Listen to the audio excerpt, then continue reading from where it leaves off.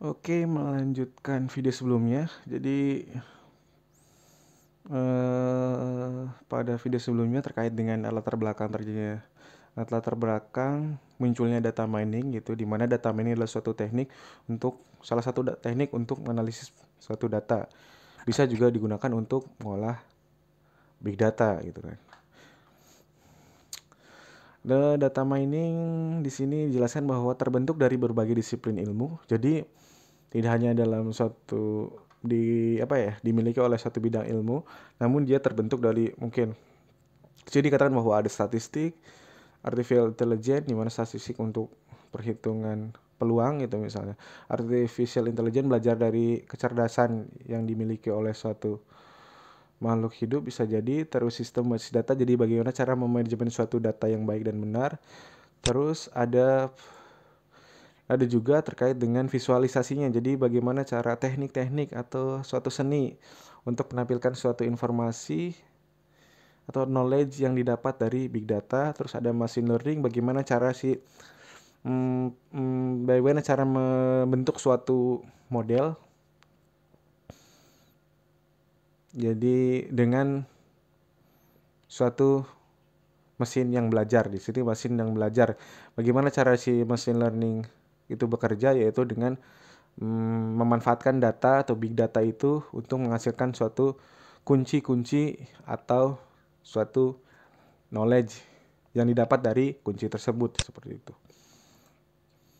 Di sini ada teknik data mining, di mana data mining itu beberapa tahapan. Di sini adalah tahapan pertamanya, yaitu sama dengan tadi cara memperlakukan big data seperti apa, yaitu tahapannya mirip dengan tahapan data mining, di mana sama saja. Jadi ini adalah lebih detailnya daripada treatment untuk big data. Itu adalah suatu data yang terkumpul, lalu data yang terkumpul akan diproses terlebih dahulu. Dalam proses itu mungkin ada integrasi antar jenis data, lalu mungkin ada perbaikan dari isi data. Perbaikan itu mungkin bagaimana cara mengatasi agar data itu performanya maksimal, terus kan tidak error seperti apa. Lalu ada teknik-teknik data mining di sini. Data mining juga terdiri dari beberapa suatu teknik ya, untuk berdasarkan kasus-kasus yang akan kita pelajari atau kita selesaikan. Terus ada evaluasi pola. Evaluasi pola itu termasuk terkait dengan visualisasi. Jadi terkait dengan performanya. Performa terkait dengan model yang dihasilkan atau suatu knowledge yang dihasilkan. Apakah knowledge yang telah dihasilkan itu knowledge yang dihasilkan tadi itu performanya baik atau tidak. Jadi akurasi untuk prediksinya bagus atau tidak. Jadilah intinya tuh maksimal atau tidak kinerjanya seperti itu. Ketika bagus, maka knowledge itu akan digunakan untuk atau akan diterapkan suatu perusahaan atau suatu bidang dalam penyelesaian masalah seperti itu. Jadi ada 3 tahapan yang awalnya dari data sampai dengan pengambilan knowledge atau pemanfaatan atau penerapan ya, penggunaan knowledge itu.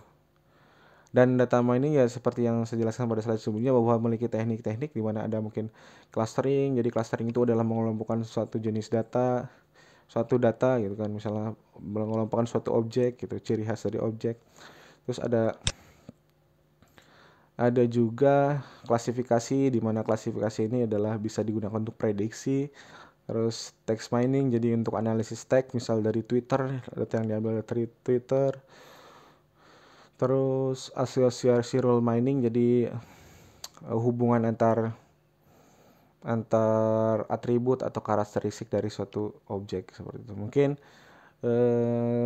penerapannya akan dilanjutkan pada video-video selanjutnya gitu kan. Jadi bagaimana cara penerapan teknik clustering pada suatu data, klasifikasi, teknik text mining, associative mining. Jadi data apa yang bisa diklasterisasi, yang bisa diklasifikasi, yang bisa diolah oleh text mining, dan data seperti apa yang bisa digunakan untuk asosiasi rule mining. Jadi setiap teknik ini akan digunakan berdasarkan kasus-kasus yang berbeda seperti itu. Mungkin itu saja video atau informasi yang saya bisa bagikan. Terima kasih atas perhatiannya. Assalamualaikum warahmatullahi wabarakatuh.